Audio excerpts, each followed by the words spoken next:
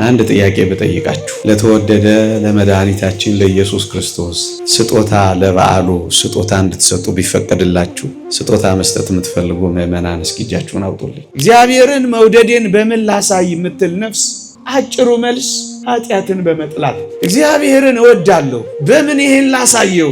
በመታዘዝ እናሳየው፣ እሺ በማለት እናሳየው፣ የሚወደውን በማድረግ የሚጠላውን በመተው እናሳየው። መቀደስ ንጹህ መሆን ቀስ በቀስ ከኃጢአት እየተለዩ ከርኩሰት እየወጡ ወደ ተቀደሰ ሕይወት መግባት በጣም ውለታ ያስይዛል። የእግዚአብሔር ፍቅር ምን ነው ይሉኝታ አስይዞን አንዳንድ ነገሮችን ለመተው አቅም አነሰን ወገኖች።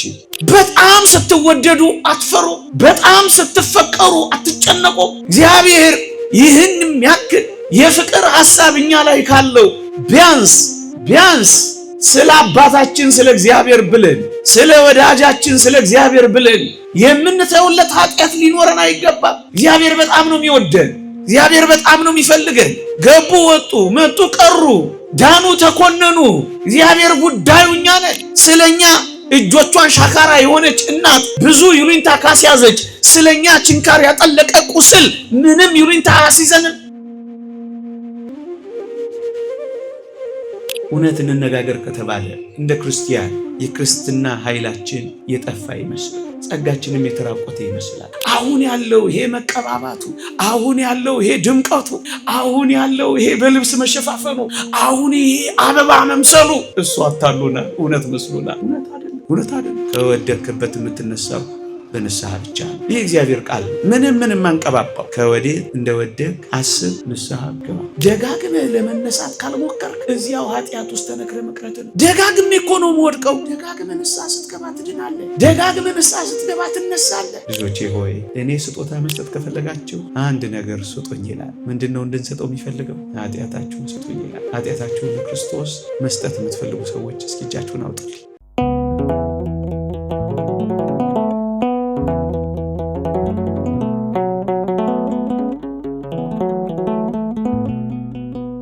በስመ አብ ወወልድ ወመንፈስ ቅዱስ አሃዱ አምላክ አሜን። ክቡራን አበው ካህናት፣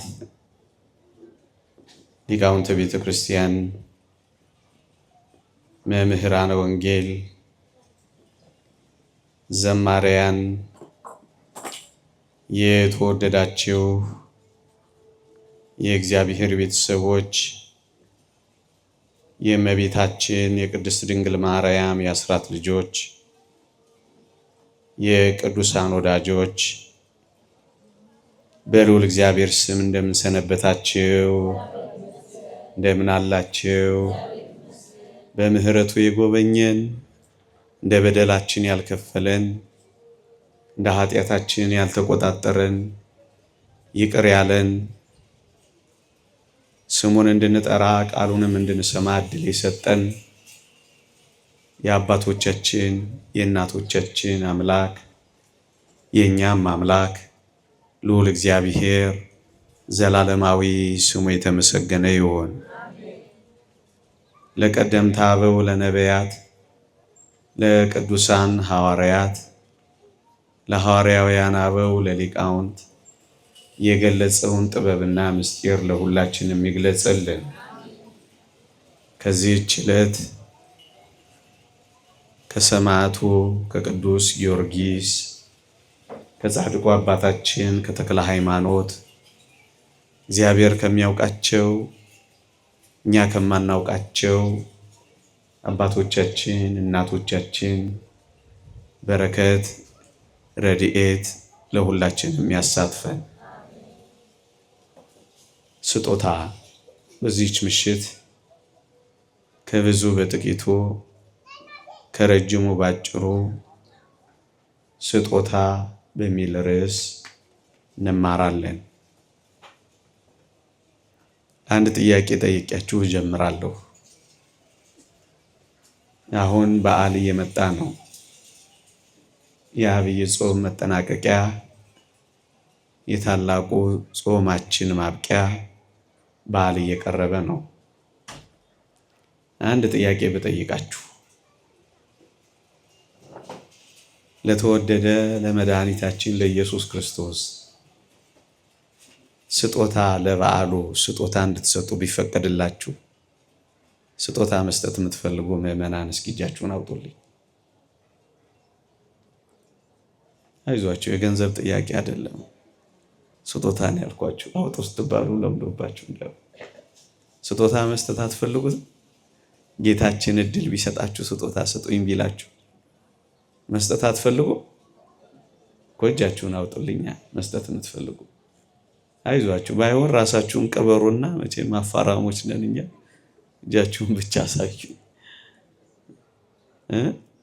እሺ፣ እግዚአብሔር ይስጥልኝ። መቼም እርግጠኛ ነኝ ሁላችንም ለተወደደ መድኃኒታችን ስጦታ መስጠት እንፈልጋለን አይደለ? አትፈልጉ? ሰይ ቺን ጥያቄ ትምህርት ማብቂያ ላይ ጠይቂያችሁ አጠናቀቃለሁ። ደግሜ ጠይቃችኋለሁ። እሺ፣ እንዳትረሱ። እርግጠኛ ነኝ እግዚአብሔር በሰውነታችን እንዲያደር እንፈልጋለን። የእግዚአብሔር ቃል ቤቱ ነን ስለሚል እኛም የእግዚአብሔር ቤቶች ስለሆን ሰውነታችን የእግዚአብሔር ማደሪያ እንዲሆን እርግጠኛ ነኝ እንፈልጋለን። ልባችን የእግዚአብሔር ዙፋን ቢሆን እንመኛለን። እግዚአብሔር ንጉሳችን ነውና በልባችን ዙፋን እንዲከብር በሕይወታችንም እንዲገለጽ በሰውነታችንም ቤተ መቅደስ አድርጎ እንዲኖር እርግጠኛ ነኝ እንፈልጋለን። ግን ክርስቲያኖች እግዚአብሔር በእኔና በእናንተ ሰውነት እንዲያድር ከእኔና ከእናንተ ሰውነት አንድ ነገር መወገድ አለበት። እርሱም ኃጢአት ነው።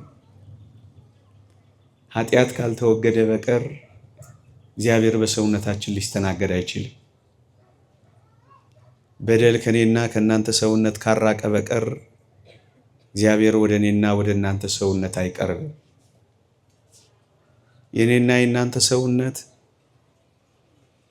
እግዚአብሔርንም ዲያብሎስንም ሊያስተናግድ አይችልም። የክርስቶስም የቤልሆርም ዙፋን መሆን አይችልም። የጽድቅም የኃጢአትም መናኸሪያ ሊሆን አይችልም። በጨለማና በብርሃን መካከል በሁለቱ መካከልም ሊኖር አይችልም። ሰውነታችን የእግዚአብሔርን ቤተ መቅደስ የጣዖትን ቤተ መቅደስ ሊሆን አይችልም። ወይ የእግዚአብሔር ወይ የዲያብሎስ፣ ወይ የእውነት ወይ የሐሰት ማደሪያ ነው መሆን ያለበት። በእርግጠኝነት እግዚአብሔር በሰውነቷ እንዲያደር የምትፈልግ ነፍስ በሰውነቷ ውስጥ ያደረውን ኃጢአት ለማስወገድ ትዘጋጃለች። ምክንያቱም እግዚአብሔር የሚያድረው ኃጢአት በሌለበት ሰውነት ውስጥ ስለሆነ። ወገኖቼ እውነት እንነጋገር ከተባለ የአንዳንዶቻችን ሰውነት በበደልና በኃጢአት ምክንያት እንኳን እግዚአብሔርን ሊያስቀምጥ ደግ ሰው እንኳን አያስጠጋም። በደላችን ይሸታል። ኃጢአታችን ትንሽ ይከረፋል። አንዳንዶቻችን እሱን ለመሸፈን ይመስላል ብዙ ውድ ሽቶዎች መዓዛ ታውዷል። ነገርኳችሁ። እንኳን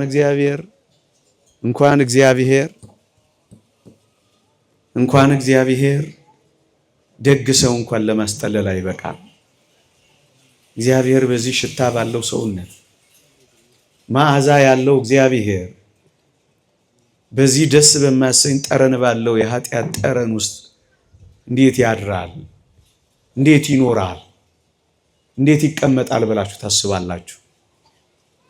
የአንዳንዶቻችን ሰውነት ደግሞ የተወደዳችሁ ክርስቲያኖች ምስቅልቅሉ ወጥቷል፣ ትርምስምስ ብሏል። እንኳን ሊያድርበት ሊያልፍበት እንኳን የሚችልበት ነገር የለው። እንኳን ሊኖርበት እግሮቹንም ጣቶቹንም ማሳረፊያ እንኳን ስፍራ የለው፣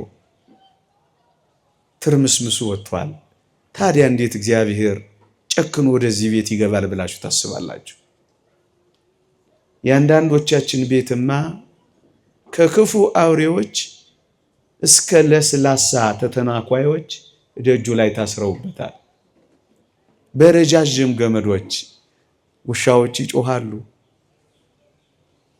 አንበሶች ያገሳሉ፣ ለስላሳ እባቦች ለመናደፍ ይሞክራሉ። ምን ማለቴ ነው? አንዳንዴ ተንኮለኞች ለስለስ ብለን ተተናኳሾች፣ አንዳንዴ ደግሞ እንደ አንበሳ ቁጦች፣ አንዳንዴ ደግሞ እንደ ውሻ ዝም ብለን ጨዋሂዎች እንሆናለን። እና በሮቻችን እንደዚህ በመሰሉ አውሬዎችና ክፉዎች ስለታጠሩ የተወደደ መድኃኒታችን ኢየሱስ ክርስቶስ እንዴት አድርጎ ዘልቆ ወደ እነዚህ ይገባል? ለዚህ ነው ቅድም እንኳን እግዚአብሔር ደግ ሰው እንኳን መግቢያ ያጣል ያልኳችሁ። ለዚህ ነው የአንዳንዶቻችን ቤት ደግሞ የተወደዳችሁ ክርስቲያኖች እውነትን እንነጋገር ከተባለ ሸረሪት አድርቶባቸዋል። ከተጸዱ ከራርመዋል። በጣም የዛጉ ነገሮች ሁሉ አሉበት። ገና ሲገባ እምክ እምክ የሚል ደስ የማያሰኝ ጠረን ያውዶታል። አንዳንዴም ተባዮችም ሞልተውበታል። እንኳን ሊያስውሉ ጥቂት ደቂቃ እንኳን የማያስቆዩ ተባዮች አሉ። የሚናደፉ፣ የሚያሳክኩ፣ የሚያቁነጠንጡ፣ ብረር ብረር የሚያሰኙ። ታዲያ እግዚአብሔር እንዲህ ባለው በበደል እና በኃጢአት በሞላው ሰውነት እግዚአብሔር ያድራል ብላችሁ ታስባላችሁ? እችን እያሰባችሁ ሌላ ነገር ልጨምርላችሁ። በእርግጠኝነት እዚህ የመጣ ነው እኔም ቆሜ የምናገረው እናንተም ቁጭ ብላችሁ የምትሰሙት እኛም አሳላፊዎች እናንተም ቀራቢዎች እግዚአብሔርን ስለምናፈቅረው ነው እዚህ የመጣ ነው። እግዚአብሔርን ትወዱታላችሁ ወይ ብላችሁ በደንብ ግጥም አድርገን የሚል የሚያምር መልስ እንደምትሰጡኝ አልጠራጠርም።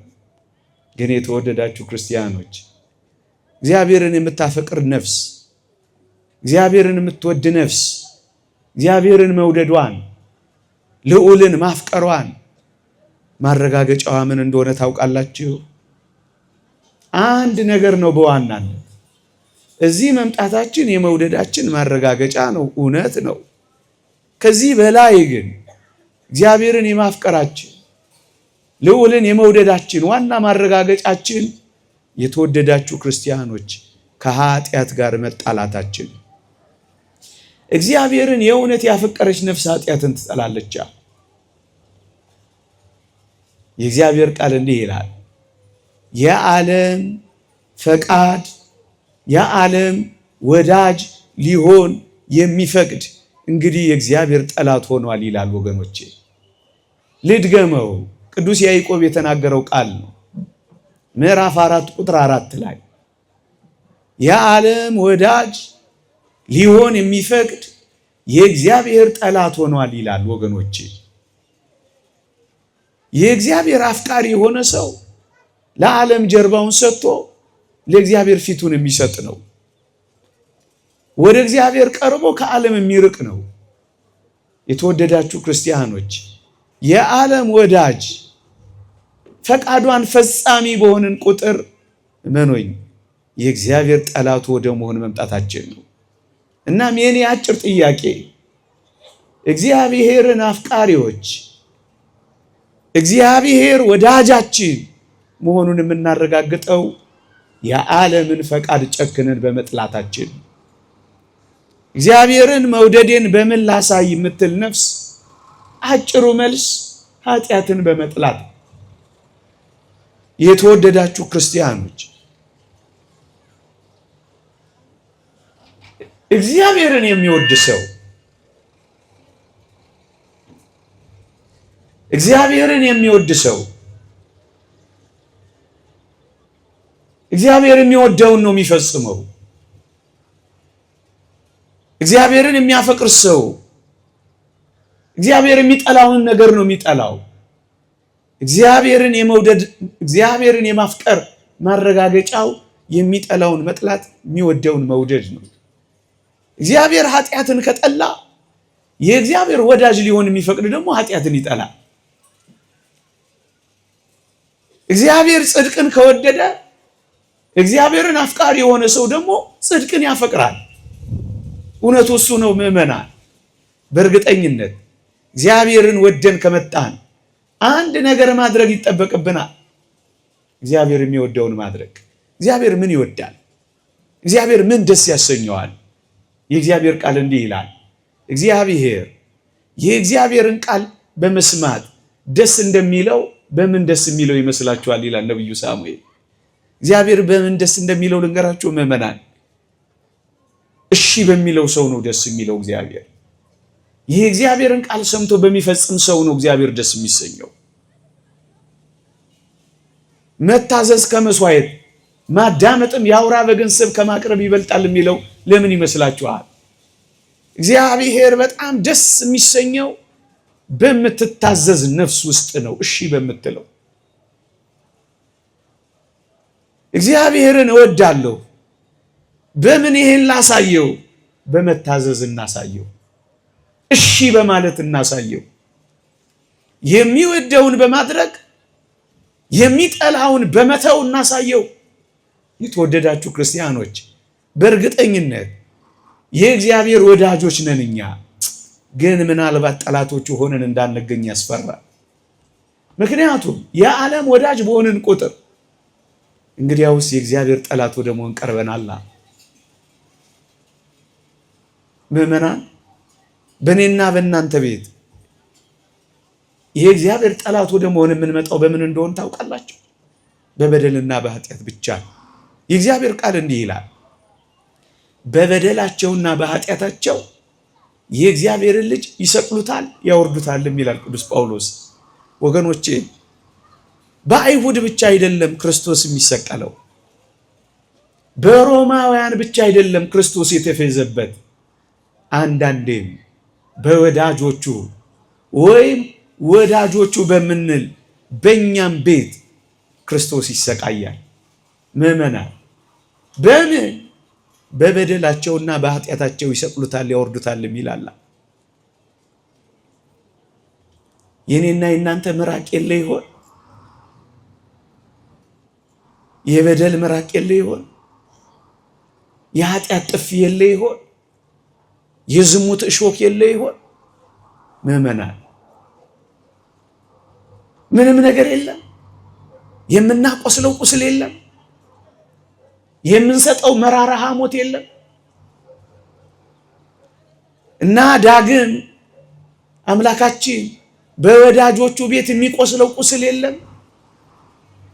ነብዩ ጠየቅኩት ይላል፣ ይህ የቆሰልከው ቁስል ምንድነው ብዬ ጠየቅኩት ይላል። በወዳጆቼ ቤት የቆሰልኩት ቁስል ነው አለኝ ይላል።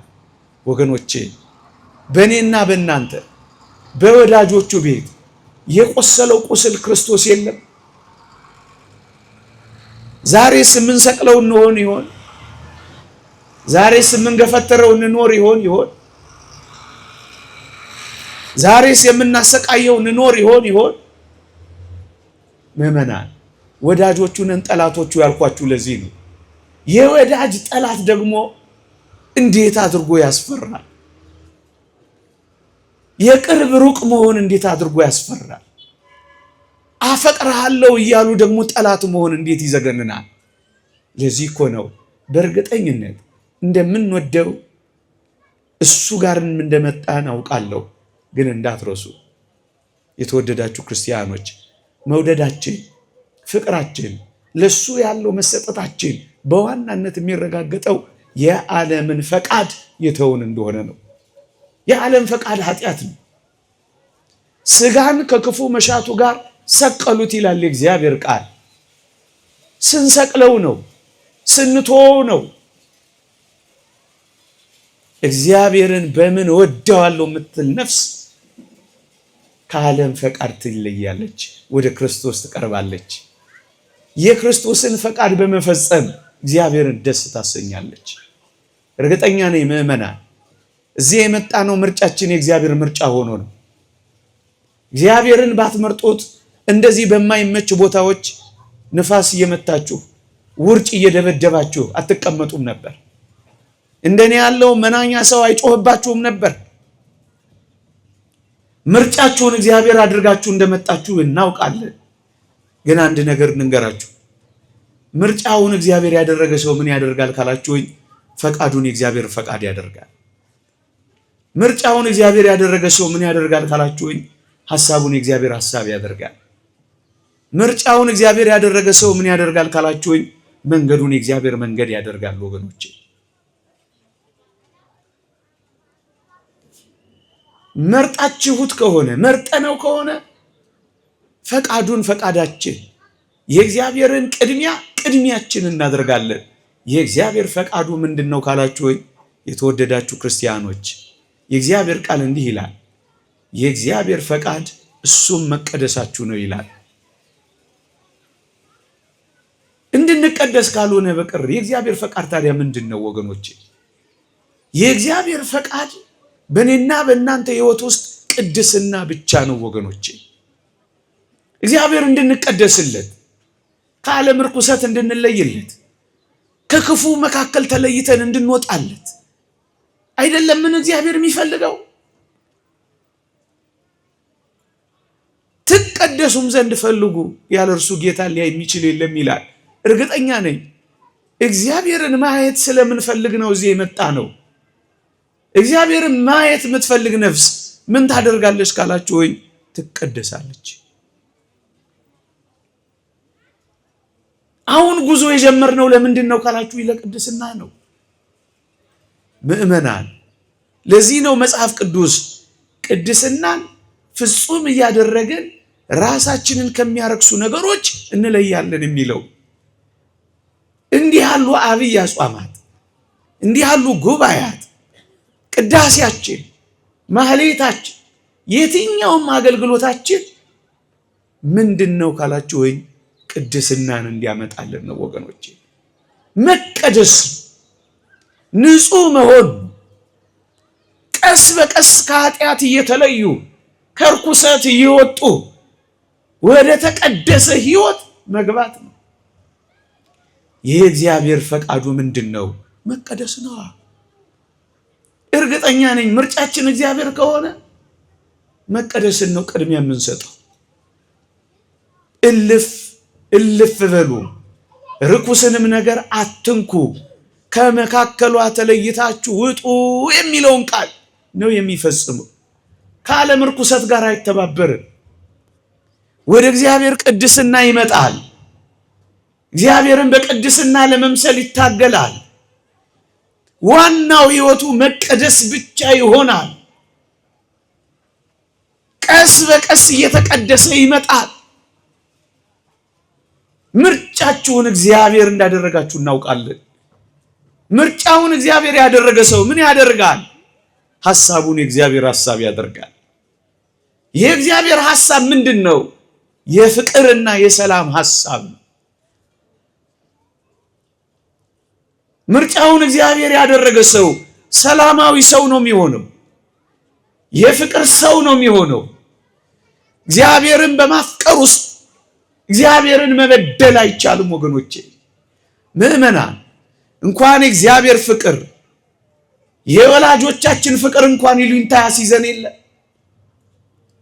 በጣም ስለምንወዳቸው ሰዎች እምንተዋቸው ነገሮች አሉን አይደለ? ወዳጄ የሆነውን አባቴን የምትወደኝን እናቴን ላለማስከፋት ብለን እጅግ ደስ የማያሰኘውን ነገሮች እንተው የለ? ምን ነው ለእግዚአብሔር ሲሆን ይሄ ፍቅር ይሉኝታ አላስይዘን አለ ወገኖቼ። ፍቅር እኮ ይሉኝታ ያስይዛል። በጣም የጨመረ ፍቅር እኮ በጣም ውለታ ያስይዛል። የእግዚአብሔር ፍቅር ምን ነው ይሉኝታ አስይዞን አንዳንድ ነገሮችን ለመተው አቅም አነሰን ወገኖቼ። በጣም ስትወደዱ አትፈሩ። በጣም ስትፈቀሩ አትጨነቁ። እግዚአብሔር ይህንም ያክል የፍቅር ሐሳብ እኛ ላይ ካለው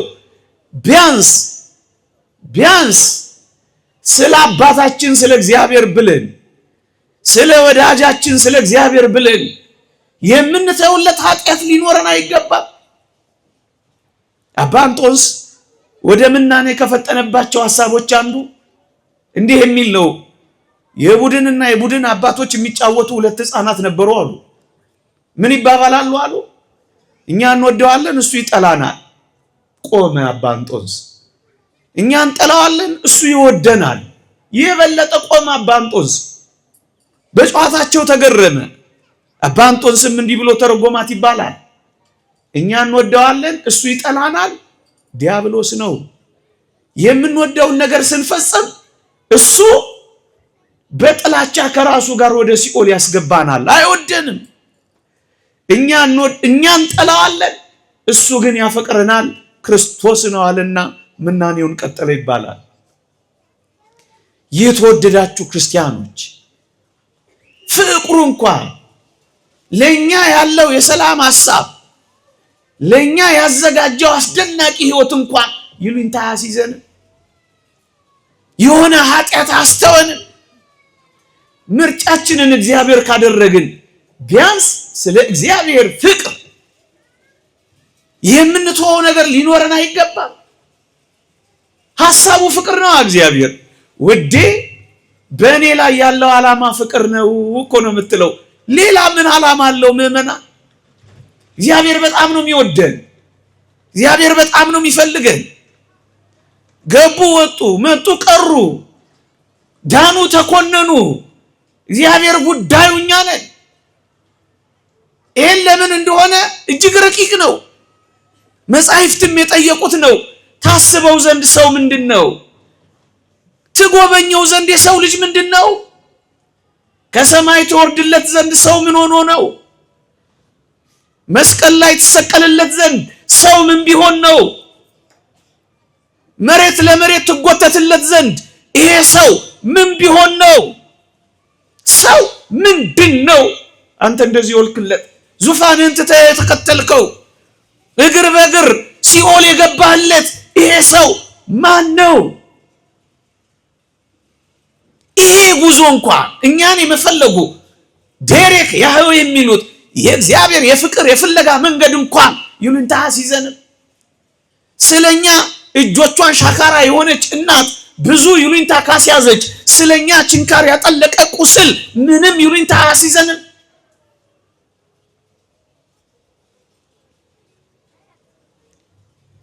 እንዴ ወላጆቻችን እንዳናሳዝን ስንት ጊዜ ተጠነቀቅን። ከአባት በላይ አባት ከእናት በላይ እናት የሆነውን እግዚአብሔርን እንዳናሳዝን ምን ያክል እንጨነቃለን። አንድ የተከበረን ሰው ላለማስከፋት የምንጠበበውን የምንጨነቀውን ውለታውን የምንቆጥርለት ምን ነው? የእግዚአብሔርን ውለታ መቁጠር አቃተ። እንመርጣለን፣ ውለታውን አናከብርም። ምርጫችን ነው፣ ግንስ የሚመርጠውን አንፈልግም። ይሄ በጣም አስደናቂ ነው። እኛ ህይወት ውስጥ አንዳንድ የሚታየው ምርጫችንን እግዚአብሔር እንዳደረገን እናስታውቃለን። ለምርጫችን ግን ቀዳሚው እግዚአብሔር የሚመርጠው ነው። ለእኔ ከእግዚአብሔር ምርጫ በላይ ሌላ ምርጫ የለኝም። ዓለም የምትመርጥልኝ አይደለም፣ እግዚአብሔር የመረጠልኝ ህይወቴ ነው። እሱ ነው የሚያስፈልገው። እኔ ለራሴ አልኖርም፣ ክርስቶስ በእኔ ይኖራል እንጂ እንዳለው ቅዱስ ጳውሎስ የምንኖርለት ዓላማ እሱ ነው። ቅድስና እግዚአብሔር የሚመርጠው ህይወት ነው። ምን ምኖርለት ምን ሞትለት። ለዚያ ነው ክርስቲያን የሆነው ምርጫችንን እግዚአብሔር ያደረግነው። ሌላ ነገር ላንሳ። በእርግጠኝነት እዚህ ጉባኤ ውስጥ አንድ ነገር ብጠይቅ ሁላችንም አዎ ነው የምንለው። አሁን ካለው መከራ ከሚመጣው ዘመን መከራ መዳን የምትፈልግ ነፍስ ብዬ እጃችሁን አውጡ ብላችሁ እርግጠኛ ነኝ ሁላችንም እናወጣለን። አዎ ከዚህም ከሚመጡትም ዘመናት መከራ መዳን የማትፈልግ ክርስቲያናዊት ነፍስ ማነች? ሁላችንም መዳን እንፈልጋለን። የተወደዳችሁ ክርስቲያኖች ሊመጣ ያለው መከራ በግል በነፍስ ወከፍ እንደ ሀገርም እንዲርቅልን ከፈለግን እኛ ወደ እግዚአብሔር መቅረብ አለብን።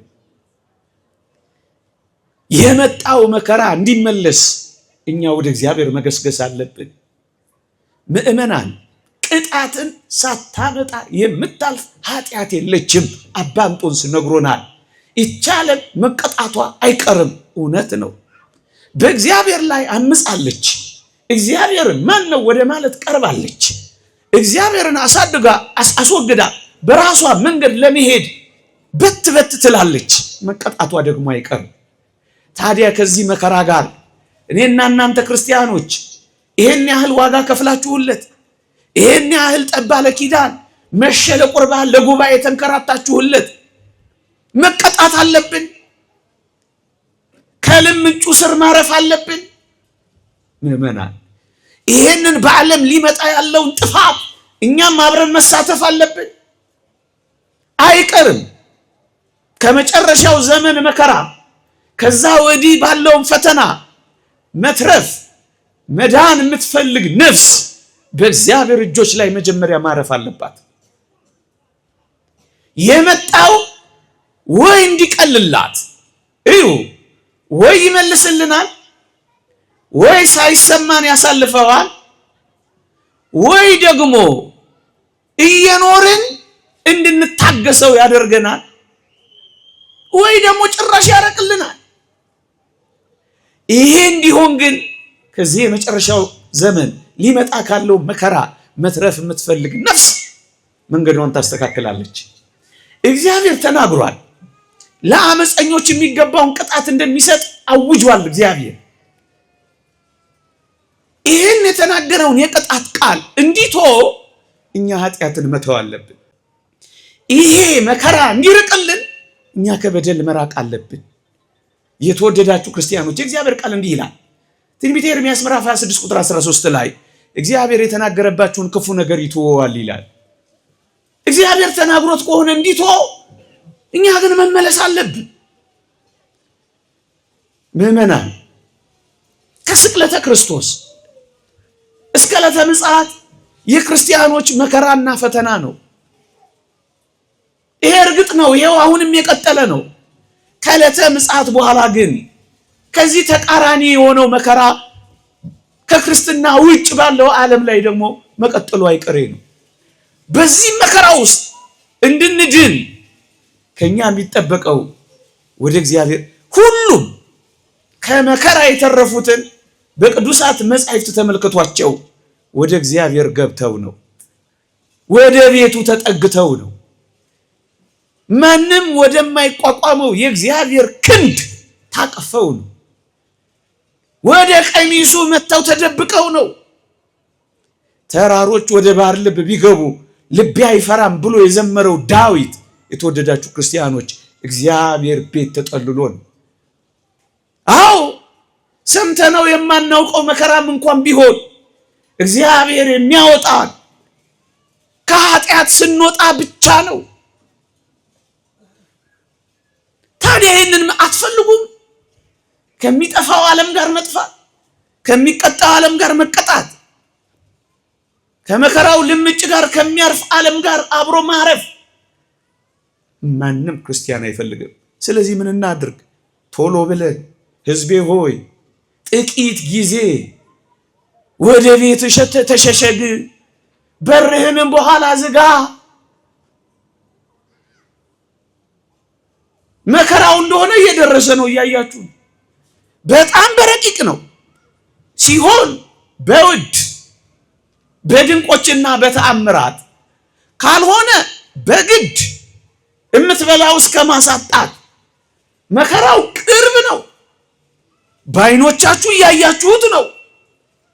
ታዲያ ይህን መከራ የሚያልፍ ማን ነው ካላችሁኝ፣ እግዚአብሔር ጋር የተደበቀ ሰው። መከራው የሚያልፍለት ዓለምን የሚተዋት ከፈቃዷ የሚላቀቅ ነው። ከኃጢአቷ የሚወጣ ነው። ከልምምጠዋ ስር ፈትለክ ብሎ የሚበር ነው። እሱ ከመከራ የሚድን ነው። በእርግጠኝነት ከዚህ ህይወት መውጣት የማይፈልግ ማን ነው? በመከራ ውስጥ መኖር የሚፈልግ ማን ነው? የነነዌ ሰዎች እንደሱ አይደል የሆኑት? እሳቱ መጣ፣ ዛፉን ጫፍ ጫፉን ለበለበ እሳቱ መጥቶ እንደነበር ለማረጋገጥ። ከዛ እሳቱ ተመለሰ። ለምን ተመለሰ? እነሱ ወደ እግዚአብሔር ሲመለሱ ስላየ። ወዳጆቼ ሌላ ምን እንድንነግራችሁ ትፈልጋላችሁ? ብዙ መራቀቅ፣ ብዙ ማውራት፣ ብዙ ጥቅስ መጥቀስ፣ ብዙ ማመስጠር አረፈደም ወገኖቼ፣ አልመሸም። ቀኑ ሲቀርብ እያያችሁ አብልጣችሁ ይህንን አድርጎ አልተባልም። አሁን ከመከራ በንስሐ የምንሸሸግበት ዘመን አይሆንም። ማን ማንን ይወቅሳል? ማን ማንን ይከሳል? ማን ማንን ያማል? ነፍሳችንን ብቻ እንድናድን በሩጫ ወደ እግዚአብሔር እቅፍ መግባት አለብን፣ መመለስ አለብን። እግዚአብሔር እኮ ስራ አትስሩ አላለም፣ አትስረቁ ነው ያለው። እግዚአብሔር እኮ አታግቡ አላለም፣ አታመንዝሩ ነው ያለው። እግዚአብሔር እኮ አትሳቁ አላለም፣ በሰው አታፊዙ ነው ያለው። እግዚአብሔር ከባድ ትእዛዝ አዘዘን? በፍጹም ትእዛዛቴ እጅግ በጣም ቀላል ናቸው ነው ያለው። ምን አለን እንደ እግዚአብሔር? እሱን ያለ የተወደዳችሁ ክርስቲያኖች በእርግጠኝነት እኔና እናንተ ክርስቲያን የሆነው ንስሐ ለመግባትና ከኃጢአት ለመለየት ብቻ አይደለም። የተወደዳችሁ ክርስቲያኖች ረዥሙን የቅድስና መንገድ ነው የጀመርነው። እሷም ክርስቶስን ወደምታስመስለን ልዩ ህይወት ለመግባት ነው የመጣ ነው። ክርስቶስን ወደምንመስልባት ስንፈጠር አራያ እግዚአብሔር መልካ እግዚአብሔር ነበርን ይላል ጎርጎርዮስ ዘኑሲስ። አሁን ግን ከመልካ እግዚአብሔር ከአራያ እግዚአብሔር ወደ አምሳለ እግዚአብሔር እየተጓዝን ነው ይላል። ክርስትናችን ጉዞ ነው። እኛም መንገደኞች ነን። የሐዋርያት ሥራ ክርስቲያኖችን መንገደኞች እያለ ነበር የሚጠራቸው ወገኖቼ። የመንገዱ ተጓዦች ነበር የሚላቸው። ይሄ መንገድ ክርስቶስን የመምሰል መንገድ ነው። የእሱን መልክ እያብለጨለጭን ለማሳየት ነው ክርስቲያን የሆን ነው። አሁን እንኳን እዚህ እናንተ ቁጭ ብላችሁ እኔ ቆሜ ጉዞ ላይ ነን ያለ ነው ወገኖቼ፣ ተጓዦች ነን። ይሄ የጉዞ መንገድ ነው። አንዲትን መነኩሲት አንድ ባት እየጎበኘ የነበረ ሰው አሉ በማለዳ ሄዶ ባቷን ከፍቶ ሲያያት ቁጭ ብላለች። እንደገናም ዞር ዞር ብሎ መጣና አሉ ወደ ቀትር ላይ ከፈተ። እሷ አሁንም ተቀምጣለች። እንደገና አመሻሽም ላይ መጣ። እንደገና ከፈተ። አሁንም እዛው አለች። አሁንም እዚሁ ተቀምጠሻል አላት አሉ።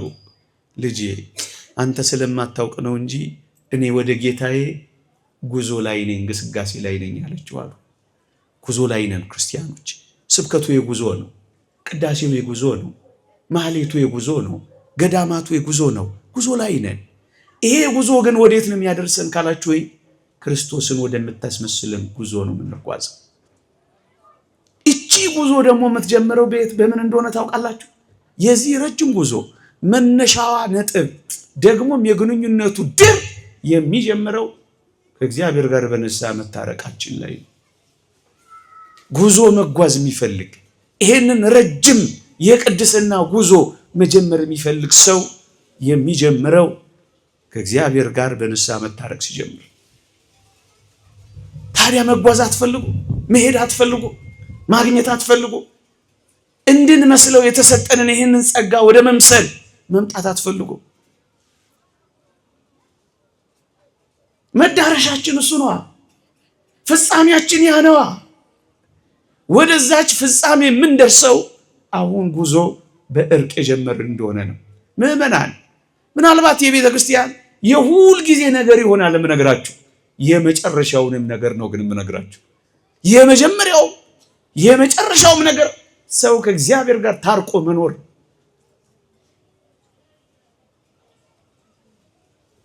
ቢያንስ እንዲህ ካሉ ጉባኤያት የሚጠበቀው እንደ ፍጹማን ኃጢአትን እስክንጸየፍ፣ እንደ ማዕከላውያን ኃጢአትን እስክንጠላ ቢያንስ ንስሐ መግባትን መፈለግ ላይ እንድናተኩር ማሰብ መፈለግ። ወዳጄ ኃጢአትን ከመተው የሚቀድመው ንስሐ ለመግባት ከመፈለግ ነው። ኃጢአትን ለመተው ባላሰብን ጊዜ ሁሉ የተወደዳችሁ ክርስቲያኖች ኃጢአትን መስራት አናቆም። ቢያንስ ማሰብ መፈለግ ስንጀምር ቀስ በቀስ ወደ ማቆም እንመጣለን። ኃጢአትን ለመተው ባላሰብን ጊዜ ሁሉ ግን ኃጢአትን እየሰራን እንኖራለን። ቢያንስ በዚህች ምሽት ቢያንስ ከዚህ ጉባኤ በኋላ እንደ ክርስቲያን እንደ መንፈሳዊ መሆን እንደሚፈልግ አንድ ተጓዥ ቢያንስ ንስሐ መግባት አይፈልግም? በደልኩ ኃጢአት ሰራው ብሎ መናዘዝ አይፈልግም? እሱ ነው አሁን የሚያስፈልገን። ከዚያ ቀስ በቀስ ኃጢአትን ወደ መጥላት እንመጣለን። እሱ ሁለተኛው ደረጃ ማዕከላዊ ህይወት ነው። ኃጢአትን ይጠላል።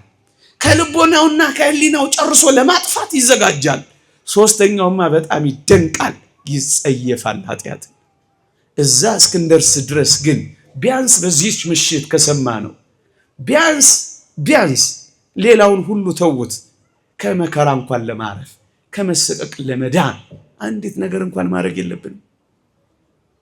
በዚህ ምድር ላይ ላለው ጥፋት አስተዋጽኦ እንኳን ላለማድረግ በልጆቻችንና በልጅ ልጆቻችን ላይ ሊመጣ ካለው መከራ ለመትረፍ ቢያንስ እኛ መናዘዝ ያቅተናል።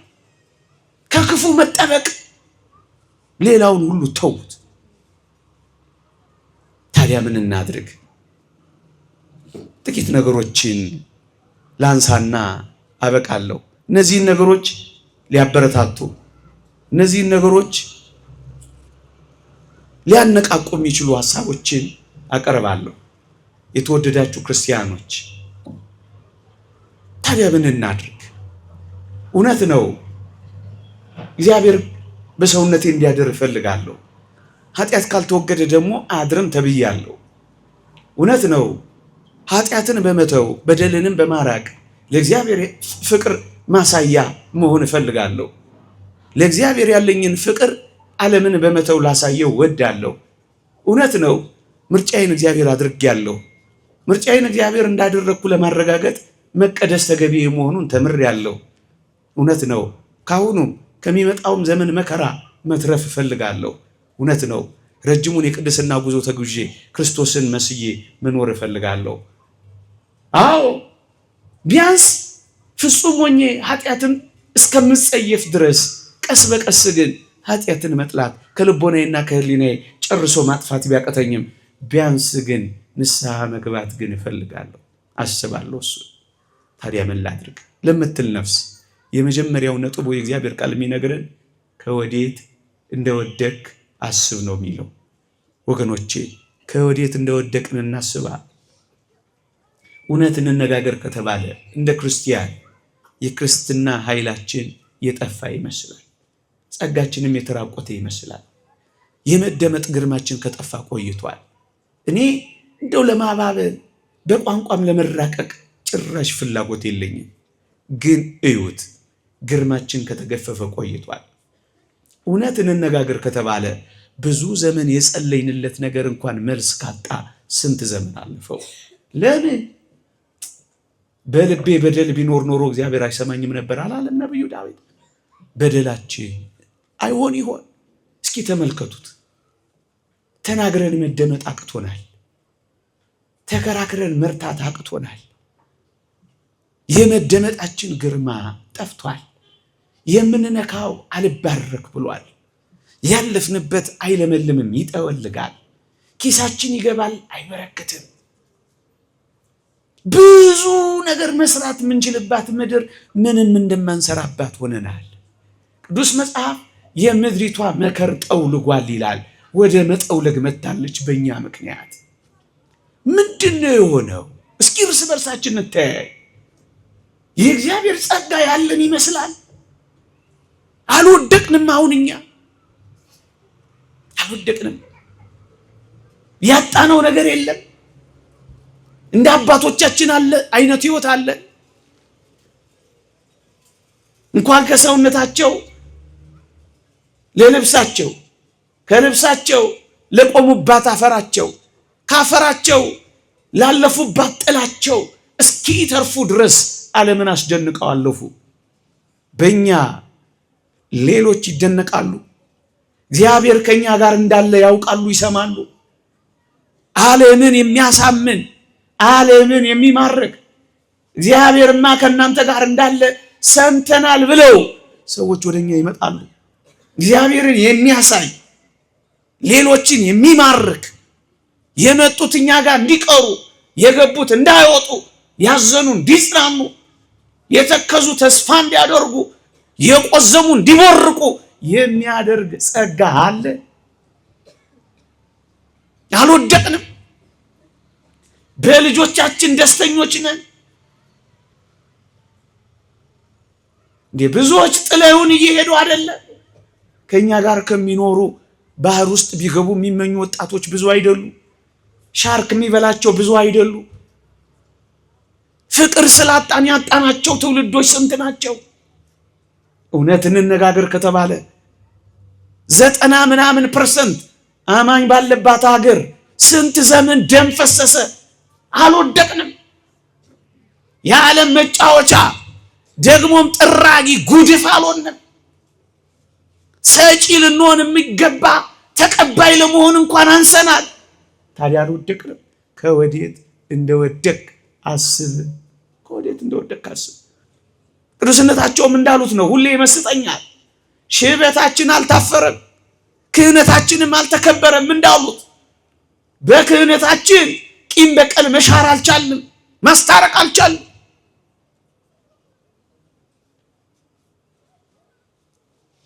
ምንድነው የሆነው? በእርግጠኝነት ወድቀን ወድቀን ወድቀን ምሕረቱ ያዘን እንጂ ወድቀናል። ቸርነቱ አቆመን እንጂ ተዋርደናል። ከወዴት እንደወደቅ አስብ፣ ንስሐም ግባ ይላል። በረከታችንን እንቁጠረዋ። እውነት አለን የምናውቀው የምናጣጥመው አለን። ገንዘባችንን የምንቆጥረውን ያክል የእግዚአብሔር በረከትና ጸጋ እንዳለ በትክክል እናያለን። በኑሯችን፣ በሕይወታችን፣ በቤታችን በግድ አይደል የምንኖረው። በሆነ ተአምራት አይደል የቆየ ነው። ወድቀናል፣ ተዋርደናል። ከወዴት እንደወደቅ አስብ። እንደውም ምንድነው የሚለው እዛ ቅዱስ ዮሐንስ ራእይ ላይ ምስኪን፣ ጎስቋላ፣ ምስኪን፣ ደሃ፣ እውር የተራቆትክ መሆንህን ስለማታውቅ ይላል። የወደቅክበትን አታውቅም ማለቱ። አላወቅንም። ጎስቁለናል። የነፍስ ጉስቁልና ነው። አላወቅንም። ነፍሳችን ጎስቁላለች። መጠጊያ አታለች፣ ማረፊያ አታለች። ኃጢአት አንገላቷታል። ቅድም እንዳልኳችሁ ጉስቁልናዋ ይታያል። ወድቀናል። ምስኪንነት ምንድን ነው? ከማህበረሰብ ከማህበራዊ ኑሮ ዝቅ ማለት ነው ይላሉ ሲተረጉሙት። ይሄ ምን ማለት ነው? ከቅዱሳን ህብረት፣ ከጻድቃን ጉባኤ በበደልና በኃጢአታችን የተለየን ይመስላል። ምስኪኖች ሆናችኋል። እሱ ነው የሚለው። ድሃ ሆናችኋል። ከሞላው ጸጋ ከተትረፈረፈው የእግዚአብሔር ሀብት ጎድላችኋል። ድሃ ሆናችኋል። እውር የልቦናችሁ አይን አጥርቶ ማየት አቅቶታል። በፊታችሁ እግዚአብሔር ተስሎ እያለ ማየት ተስኖታል። የተራቆትክ ከጸጋ እግዚአብሔር ተለይተሃል። ክርስቶስን እንድትለብስ ክርስቲያን ሆነ ሳለ ይህንን ልብስህን አበላሽተኸዋል። ምስኪን፣ ጎስቋላ፣ ምስኪን፣ ደሃ፣ እውር የተራቆትክ መሆንን ውድቀት ማለት እኮ ይሄ። ታዲያ ምን አድርግ? ከወዴት እንደወደቅ አስብ፣ ንስሐም ግባ። ውድቀቱን ያየ ሰው መነሳቱን ይናፍቃል። ያጣውን የእግዚአብሔርን ጸጋ ያጣ ሰው ወደዛ ጸጋ ለመሄድ ይጓጓል፣ ይናፍቃል። ወደ አጣነው ስፍራ የሚደረግ ጉዞ ነው አሁን የሚያስፈልገን። እሱም ንስሐ ነው። እሱም ንስሐ ነው። በሙሉ መጽሐፍ ቅዱስ ላይ ያሉትን ተመልከቷቸው። ከእግዚአብሔር ጋር የታረቁት የወደቁበትን ያዩ ጊዜ ነው። ምዕመናን፣ አዳምም ያለቀሰው ገነትን ያህል ቦታ እግዚአብሔርን ያህል ጌታ እንዳጣ ገነት ፊት ለፊት በተቀመጠ ጊዜ እንባው አልቆ የወጣው የጎደለውን ስላወቀ ነው። የጎደለበትን ያወቀ ሰው ያንን ለማግኘት የማይታገለው ነገር የለም። ጎለናል። አሁን እግዚአብሔርን የሚያክል ጌታ አተናል። ታላቁን ጸጋ የክርስትና ኃይል በውስጣችን ተሟጧል። ይሄን ለማድረግ ምን እናድርግ? በንስሐ እንነሳ። የወደቁ አይነሱ ምን የሳቱ ሳይመለሱ ምን የሚለው እሱ ነው። ያ የጠፋውም ልጅ እንደዚህ እኮ ነው የሆነው። የት እንደወደቀ አሰበ። የአሳሞችን አሰር ምግብ ለመብላት ተመኘ። እሱንም ተመኝቶ እንኳን አጣ። የት እንደወደቀ አሰባ። የት ነው የወደቅነው ወገኖቼ? የት ነው? ከአሳሞች በታች ሆነን ይሆን? እሱን የሚያስብ ሰው የአባቱ ቤት ትርፍ የሱ ጉድለት ይታየዋል። እና ይሄ ብላቴና ምንድን ነው ያለው? የአባቴ ሙያተኞች በአባቴ ቤት እንጀራ የሚተርፋቸው ስንት ናቸው አላ። እሱ እዚህ ተርቧል፣ ተጠምቷል። የአሳሞችን ሊበላ እንኳን ፈልጎ እሱን አላገኘም። አባቱ ቤት ግን በጣም ብዙ ጸጋና ሙሉ ሀብት እንዳለ ገብቶታል፣ ናፍቆታል። አያችሁ፣ እሱ የወደቀውን አባቱ ቤት የሞላውን አያ። ምዕመናን፣ አባታችን እግዚአብሔር ጋር ያለውን ነገር ካየን እንገሰግሳለን። የአባታችን ቤት ናፍቆት ይዘናል። ብዙ ጸጋዎች እዚህ ውስጥ አሉ ወገኖች፣ ብዙ ጸጋዎች፣ ብዙ ሊነገሩ ማይችሉ ጸጋዎች አሉ። ወደዛ ጸጋ መገስገስ የሚጀምረው የወደቀበትን ያየን እንደሆነ ነው ወገኖቼ። የመረረው ነገር ሁሉ እየጣፈጠን እኮ ነው። እናንተን መውቀስ አይደለም። አብዛኛው ክርስቲያን ግን ከዚህ እድሞ ከዚህ ጸጋ ውጭ ይወጣል። የመረረው ኃጢአት እየጣፈጠው ነው። ቀላል ሰው አደረከኝ እንዴ? ስንቱን ነው ማወጣው ማገባው? የመረረው ኃጢአት እየጣፈጠው ነው። እዛ ምሬት ውስጥ አሳሞች ውስጥ ያለ ነው የሚመስለው። ቀላል ሰው አረከኝ እንዴ? ይሄን ያህል እኮ ነው የምጠጣው። የመረረው ነገር ሁሉ የሚጣፍጠው ምስኪን ሆኗል። ተዋርደናል፣ ወድቀን። ይሄን ውድቀታችን አሁን ያለው ይሄ መቀባባቱ፣ አሁን ያለው ይሄ ድምቀቱ፣ አሁን ያለው ይሄ በልብስ መሸፋፈኑ፣ አሁን ይሄ አበባ መምሰሉ እሱ አታሉናል። እውነት መስሎናል። እውነት አይደለም፣ እውነት አይደለም። ሲራክ ምዕራፍ 10 ላይ እንደተናገረው በቁሙ ሰውነት እያለ በበሽታ የሚተላ ሰው ምን ያስታበየዋል እንዳሉ ወገኖች፣ ቆመ ልንተላ የምንችል ሰዎች አሁን እነዚህ ነገሮች በቃ ትልቅ ነገራችን መስለውን የመረረው ነገር ሁሉ ጣፍጦናል። ዝሙቱ ጣፍጦታል። የመረረው ነገር የመረረው ስርቆቱ ጣፍጦታል። የእግዚአብሔር ጸጋ ተረስቶታል። እኛውን እዚህ መቀመጣችንን እንደ ሞኝነት ይቆጥረዋል። ታግሶ እግዚአብሔርን መስማት መሮታል። የእግዚአብሔር ቃል እንደሚናገረው የጠገበች ነፍስ የማር ወለላን ትረግጣለች፣ የተራበች ነፍስ ግን የመረረው ነገር ሁሉ ይጣፍጣታል ይላል። የመረረው ዓለም ጣፈጠን። ይሄ ከታወቀን እንነሳለን። ይሄ ከጣፈጠን እንነሳለን። ይሄ ከተሰማን እንነሳለን። ውድቀታችንን ስናውቅ መነሳታችንን እናፍቃለን። የጎደለንን ስናውቅ ሙላታችን ጋር እንሮጣለን። ያጣነውን ስናውቅ ለማግኘት እንፈጥናለን ወገኖቼ። ስለዚህ እንዴት እንደወደቅን እናስብ። ከጉስቁልናችን፣ ከምስኪንነታችን፣ ከድህነታችን፣ ከዕውርነታችን፣ ከራቁትነታችን ለመነሳት ምን እናድርግ? ወድቀናላ። በቃ መነሻው መንገድ ምንድን ነው? ከወደቅክበት የምትነሳው በንስሐ ብቻ ነው። ይህ እግዚአብሔር ቃል ነው። ምንም አንቀባባው። ከወዴት እንደወደቅ አስብ፣ ንስሐ ግባ። እንደገና በወድቅስ፣ እንደገና በበድልስ፣ እንደገና ባጠፋስ እንደገና ትነሳለህ። እንደገና ሊቃውንት እንዳስተማሩ ምዕመናን መውደቅ አዳማዊ ነው፣ ወድቆ አለመነሳት ግን ዲያብሎሳዊ ነው ይላል አንድ ሊቅ። እንደወደቅን አንቀርም፣ እንነሳለን። አይዟችሁ። እንኳን እኔና እናንተ ፀሐይና ጨረቃ እንኳን በፊቱ ንጹሐን አይደሉም ይላል ጻድቁ ኢዮብ። እንኳን እኔና እናንተ ኃጢአትን እንደ ውሃ የምንጠጣ ፀሐይና ጨረቃ ምንም የማያቋርጡት ምንም የማይፎርሹት በእግዚአብሔር ፊት እነሱ እንኳን ንጹሐን አይደሉም። በወድቅስ ደግሜ ንስሐ ድጋሜ ትሰጣለች። ፍጹም እስክትሆን ድረስ ትነሳለህ። የወደቁ አይነሱምን? የሳቱ ሳይመለሱምን? ይላል እግዚአብሔር ቃል። ዛሬ ወድቀሃል፣ ነገ ትነሳለህ። ብቻ አንተ አንድ ነገር አስብ፣ እጠገናለሁ ብሎ መሰበር እንደሌለ ሁሉ ንስሐ ገባለሁ ብሎ ኃጢአት መስራት ይቀር። የተወደዳችሁ ክርስቲያኖች ከዚህ ቤት ሌላ ከኃጢአት መንጫ ያለን ይመስላችኋል? ወገኖቼ ንስሐም ቁርባንም የተዘጋጀው ለኛ አይደለም? መጽሐፈ መነኮሳት በቤት ውስጥ ድል ያልነሳውን ሴጣን ከቤቱ ውጭ ሆነ እንዴት ድል ተነሳዋለህ ይላል።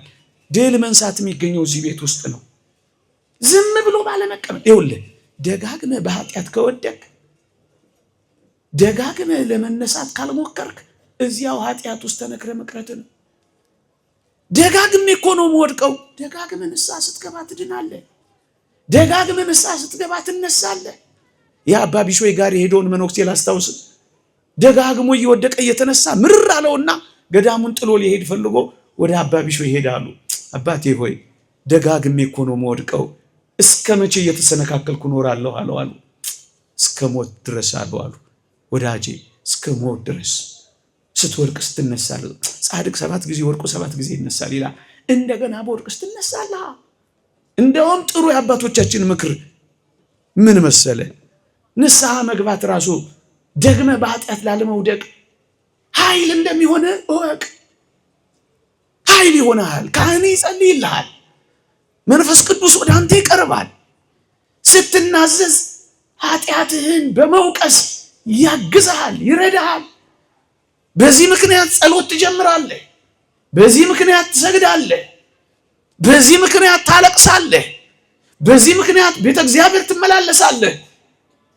በዚህ ምክንያት መላእክት እጆችህን ስትዘረጋ እነሱም አብረው ይዘረጋሉ፣ ይረዱሃል፣ ያግዙሃል። ስለዚህ ምን ታደርጋለህ? በኃጢአት ዳግመኛ ላለመውደቅ አቅምና ኃይል ታገኛለህ። ንጹህ እስከመሆን ድረስ አትበል። ንጹህ የምትሆነው በዚህ መንገድ ነው። የንስሐ ኃይል አንድ ቀን እስካገኝ ብለህ አትዘግይ። የንስሐ ኃይል የምታገኘው አሁን መግባት ስትጀምር ነው። ንጹህ የምትሆነው ከደካማና ከረከሰች ሕይወት ስትነሳ ነው። ዝም ብሎ ንጹህ መሆን አይገኝም ወዳጄ። አባቶቻችን እንዳሉት በበደሉ ላይ ድፍረትንና ሽንገላን ቢጨምር ኃጢአት ሰርቶ አልሰራውም ቢል ከዛች ኃጢአት መጠበቅ አይችልም፣ ከሚመጣውም ኃጢአት አይድንም ብለዋል። ስለዚህ ድጋሚ ላለመውደቅ ንስሐ መግባት ነው ጠቃሚው። ከንስሐ መራቅ አይደለም። እንደገና ቦርክስ እንደገና እንነሳለን። እግዚአብሔር መሐሪ ነው። እግዚአብሔር ይቅር ባይ ነው። እግዚአብሔር የሚቀበል አምላክ ነው ወገኖቼ። ቀኖናችንም ንስሐችንም ደጅ መጥኛ ነው። እግዚአብሔር ኃይል ይሰጠናል። እግዚአብሔር በኃጢአት ላይ ራሱ ፍጹማን ያደርገናል። ስለዚህ ወደ እግዚአብሔር ወደዚህ ድንቅ ምስጢር አሁን መቅረብ ይገባናል። አሁን የተወደደ ሰዓት አሁን ነው። የማዳንም ቀን ዛሬ ነው። በተወደደ ሰዓት ሰምቻለሁ፣ በማዳኔም ቀን ረድቻለሁ ይላል። ባለመዘግየት አሁን፣ ባለመታከት አሁን፣ ምክንያት ባለመስጠት አሁን ሁላችንም ወደዚህ ልንቀርብ ይገባል። ነገሬን ልጨርሰው። ቅድም ጠይቄያችሁ ነበር። እንደው ክርስቶስ አሁን ለዚህ በዓል ስጦታ እንድትሰጡት እድል ቢሰጣችሁ ስጦታ መስጠት ፈቃደኛ ናችሁ ብያችሁ ነበረ። እስኪ ደግሜ ልጠይቃችሁ። ለመጪው ታላቁ በዓላችን ስጦታ መስጠት የምትፈልጉ እስኪ እጃችሁን አውጡልኝ። ለያችሁ እስኪ እንደገና ስጦታ እንድንሰጠው እድል ቢሰጠን እግዚአብሔር፣ ስጦታ ብንሰጠው ደስ የሚለን ክርስቲያኖች እስኪ እጆቻችሁን ከፍ አድርጋችሁ አውጡልኝ። ለያችሁ ንሽ ያወርዱት። እግዚአብሔር ይስጥልኝ። አንድ ታሪክ ነግሬያችሁ መቋጨት ፈልጌ ነው። ጄሮም የሚባል የቤተክርስቲያን አባት ነበር። ትንቢተ ኢሳይያስ መጽሐፍን ተረጎመና ለልደት በዓል ዋዜማ ለክርስቶስ ስጦታ ለመስጠት ዋሻ ገባ። በዚያ ዋሻ እያለ የተወደደ መድኃኒታችን ኢየሱስ ክርስቶስ ተገለጠለት። በጣም ደስ አለው። ጄሮም ፈነጠዘ። ጄሮም ክርስቶስ ሲገለጥለት ስጦታውን እንደተቀበለለት አምኖ ቦረቀ። ጄሮም ጌታዬ ሆይ ስጦታዬን ልትቀበል መጣህን አለው። ዛሬ ስጦታህን አልቀበልም ልጄ አለው። ምን ነው ጌታዬ፣ ጉልበቴን አድክሜበት፣ አይኖቼን አፍዝዤበት፣ እጆቼን አደንዝዤበት፣ ወገቤን አጉጬበት የደከምኩበትን የኔ መሰለ ስጦታ አትቀበለኝም አለው። ልጄ ጄሮ አልቀበልህም አለው። ሌላ ስጦታ ካለ ፈልግ አለው። ጌታዬ ሆይ ይህንን ካልተቀበልክልኝ አፌ ኮቸችላ እስኪመስል ጾሜያለሁ፣ ዋሻ ገብቻለሁ፣ ሱባኤ ይዤአለሁ። ሱባኤን ውሰደው፣ ጸሎቴንም ውሰደው፣ ዋሻ መግባቴንም ውሰደው፣ ጾሜንም ውሰደው። እነዚህን ሁሉ ላንተ እንዲሆኑ ብዬ ስጦታ አድርጌ አቅርቤልሃለሁ አለው። ጌታችንም አሁን ዳግመኛ እንዲህ አለው፣ ልጄ ጄሮ ይህንንም ስጦታህን አልቀበልልህም አለው። ጄሮም ማልቀስ፣ ማዘን፣ አቀርቅሮ ቀና ብሎ ማየት አልቻለም። እንባው መፍሰስ ጀመረ። እውነተኛ ታሪክ ነው የምነግራችሁ። መጨረሻ ላይ ጌታችን ወደ ጆሮ ጠጋ ብሎ አንድ ነገር ጄሮምን ነገረው። ጄሮም ሆይ ለዚህ ለበዓሌ ለእኔ ስጦታ መስጠት ከፈለግ ኃጢአትህን ስጠኝ አለው። የተወደዳችሁ ክርስቲያኖች፣ እኔም እስኪ ደግሜ ልጠይቃችሁ። በዚህ በተወደደ የዐቢይ ጾም ማብቂያችን ቅድም ከነገርኳችሁ ሕይወቶች ሁሉ በረከት እንድናገኝ ደግሞም እንድንተርፍ ደግሞ ወደሚያስፈልገው ሕይወት እንድንገሰግስ ደግሞም እግዚአብሔር በእኛ ቤቱ ነንና እንዲያድርብን አንድ ነገር እንድናደርግ እንድንሰጠው ይፈልጋል። እስኪ ደግሜ ልጠይቃችሁ። ለተወደደ መድኃኒታችን ለኢየሱስ ክርስቶስ ስጦታ መስጠት የምትፈልጉ እስኪ እጆቻችሁን አውጡልኝ። በእርግጠኝነት ሁላችሁ ክርስቶስ ይህን ድምፅ ያሰማችኋል። ዳግመኛ ለጄሮም እንዳሰማው ልጆቼ ሆይ ለእኔ ስጦታ መስጠት ከፈለጋችሁ አንድ ነገር ስጡኝ ይላል። ምንድን ነው እንድንሰጠው የሚፈልገው? ኃጢአታችሁን ስጡኝ ይላል። ኃጢአታችሁን ለክርስቶስ መስጠት የምትፈልጉ ሰዎች እስኪ እጃችሁን አውጡልኝ። በእውነት እንዴት ደስ ያሰኛል። እግዚአብሔር ይስጥልኝ። ለንስሐ ሞት ያብቃል። እግዚአብሔር በእኛ ቤት እንዲኖር ለእግዚአብሔር ፍቅር እንዳለን ልናረጋግጥ እግዚአብሔር ምርጫችን እንደሆነ ለማሳየት ከዚህም ከሚመጣውም ዘመን መከራ ለመትረፍ ረዥሙን የቅድስና ሕይወት ለመኖር ከወደቅንበት ለመነሳት ኃጢአታችንን ለሱ ለመስጠት ንስሐ ለመግባት ዳግመኛም ለመታረቅ የሱንም ፊት በምህረት ለማየት ያብቃል። አሜን። ይቆያል። አሜን። አብራስ